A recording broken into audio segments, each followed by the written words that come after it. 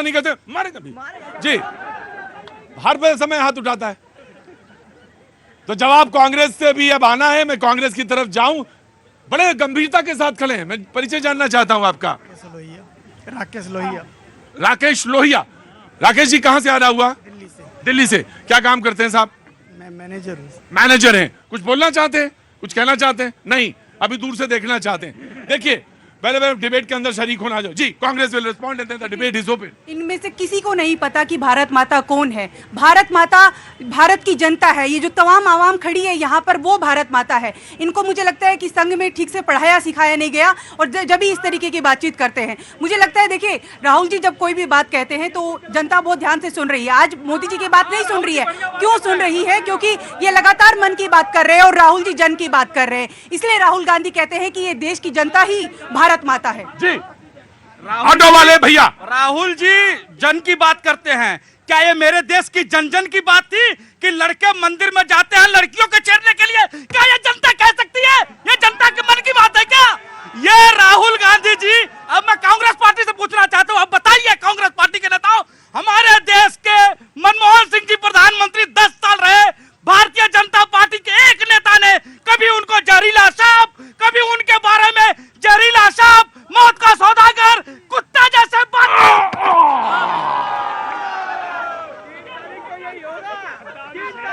अरे रुको, रुको, नो, बैठो बैठो। हमें लगता है कि एक मिनट, अरे रुको, बैठ जाओ। मुझे लगता है कि ना, हाँ जी, नहीं, कुत्ता शब्द आप बोले हैं, ये ठीक नहीं है। हाँ,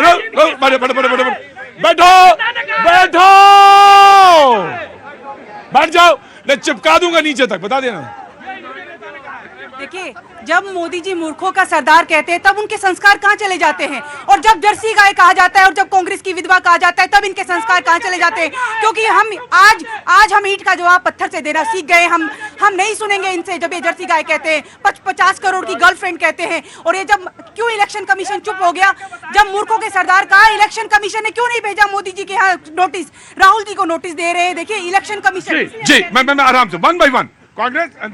इन्हें कांग्रेस को तकलीफ ही तो यही है कि कह रहे ईडी और कांग्रेस और सीबीआई और कई आईएनडीआई के लोग, इनके जो इनके घमंडिया गठबंधन के लोग हैं, उनको जेलों में बंद कर रहे हैं, वो भाजपा बंद कर रही है। मुझे आप बताइए, कांग्रेस के टाइम में भाजपा भी तो ऑपोजिशन में थी, आपकी सरकार थी, आपका केज्ड पैरेट सीबीआई कितनी बार भाजपा के पास आया और कितने लोगों को उसने बंद किया, और कितना रिकॉर्ड है आपके पास? अब जवाब दीजिए मुझे यहाँ पे डिबेट पे। और आज आप बात कर रहे हैं, आप ये बताइए, राजस्थान से बताइए, आप ये बताइए जहां पे आपकी गवर्नमेंट है, आपने अभी तक कितने एमएलए में और कितने लोगों में जो मंत्री है भाजपा के, कितने लोगों के और कितने यूनियन मिनिस्टर्स के ऊपर आपने अभी तक करप्शन का केस दर्ज किया है? देखिए, भूपेश बघेल, ये चुनावी हार की बौखलाहट है इनकी। जब ये हार रहे हैं, क्योंकि देखिए, जब छत्तीसगढ़ में इलेक्शन हुए, भूपेश बघेल के यहाँ इन्होंने झूठा इल्जाम लगाया। उन्होंने सुप्रीम कोर्ट में उस व्यक्ति ने कहा कि मैंने तो किसी को पैसा ही नहीं दिया। ये साफ तौर पर दिख रहा है। ये इसलिए ईडी, हम इनको घटक दल कह रहे हैं, ईडी का घटक दल, बीजेपी का घटक दल ईडी है, क्योंकि उसको आगे करते हैं। IT cell, IT right, I have taken जी, आइए बस इधर आइए जी, बोलिए। देखिए, अभी कांग्रेस की मोहतरमा ने कहा फेंकू, तो फेंकू है तो ऐसा 11 करोड़ 72 लाख शौचालय बना दिया इस फेंकू ने, 9.5 करोड़ मकान बना दिए, 20 किलोमीटर प्रतिदिन की रफ्तार से माया जाल फेंक दिया। हिंदुस्तान को 5वीं सबसे बड़ी अर्थव्यवस्था में खड़ी कर दिया इस फेंकू ने।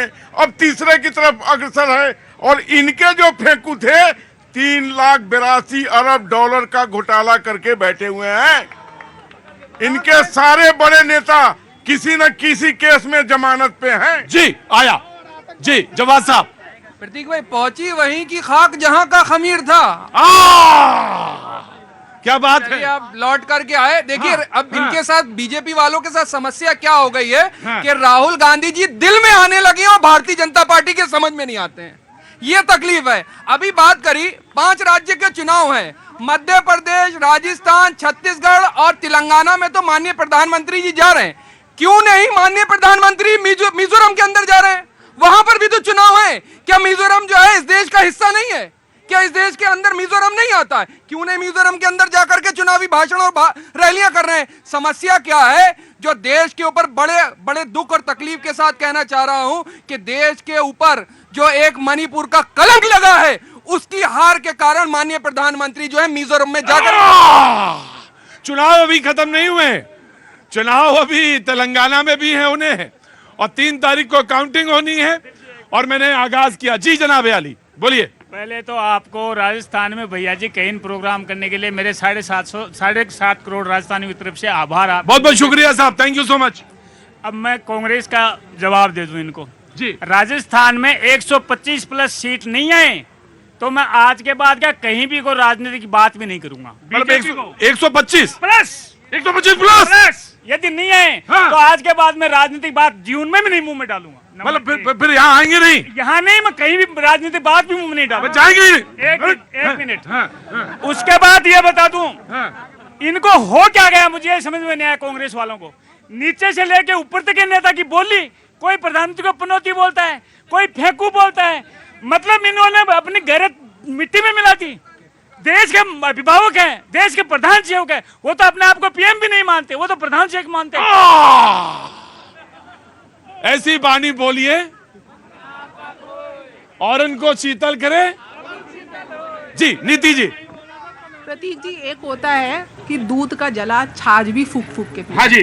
बट कांग्रेस तो छाछ भी उबाल उबाल के पी रही है। 2014 से पहले बीजेपी ने जब मोदी जी को अपना प्रत्याशी बनाया, उस समय बीजेपी की लहर नहीं थी जनाब, लेकिन सोनिया गांधी जी का एक बयान आया चुनावी रैली में कि ये जो लोग हैं, मोदी जी जो हैं वो मौत के सौदागर हैं। और उसके बाद प्रकटे भय प्रकट कृपाला मणिशंकर अय्यर जी बोले ये चाय वाला जीतेगा, ये चाय वाला प्रधानमंत्री बनेगा। तो जनाब सारी जगह चाय की चर्चा होने लगी और क्या रिकॉर्ड तोड़ 2014 में आपने अपने हाथ से, अपनी वाणी से बीजेपी के हाथ में पूरी सत्ता दे दी और उसके बाद वही गलती दोबारा करी। मैंने कहा ना, छाछ भी उबालते हैं ये लोग। उसके बाद आए, पैरवी संभाली राहुल गांधी जी ने, और राहुल गांधी जी सरताज हो तो फिर तो कांग्रेस का कायाकल्प होना ही होना है। बोले चौकीदार चोर है। फिर प्रकटे भय प्रकट कृपाला मणिशंकर अय्यर जी बोले ये नीच इंसान है। तो मोदी जी ने बोला देखो मुझको ओबीसीओ के नीच बोल रहा है। और क्या रिकॉर्ड तौर से 2019 में बीजेपी की सत्ता आई और अब वही गलती दोबारा कर रहे हैं। छाछ को उफान में लेकर आ चुके हैं। बोले मोदी जी तो छोड़ो, पीएम पद के लिए बोले कि पनौती मोदी। तो जनाब कहां जाओगे? 400 से चालू हुए थे, आधा सैकड़े में आ गए, तो कहां जाओगे? 450 सीट आ जाएगी। अब 450 सीट 450 हो जाएंगी। अरे जी जनाब, समाजवादी पार्टी। मोदी जी कहते हैं कि 3 राज्यों में बाकी लोग साफ हो गए। मोदी जी जो कहते हैं वो करते नहीं हैं।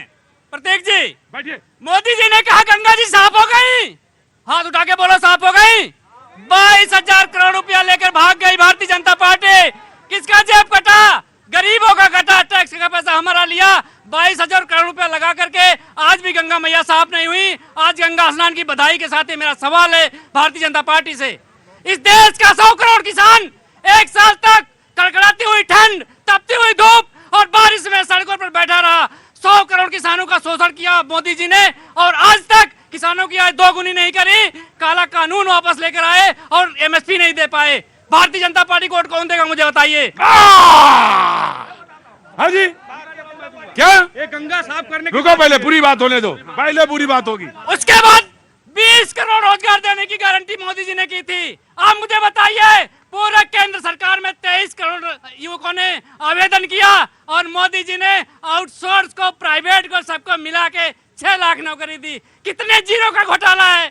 गणित नहीं आती, फिजिक्स नहीं आती, मैथ नहीं आती, पनौती नहीं तो क्या? शब्दों का चयन सोच समझ के होना चाहिए और कॉन्स्टिट्यूशनल पोस्ट पे चाहे मुख्यमंत्री हो चाहे प्रधानमंत्री,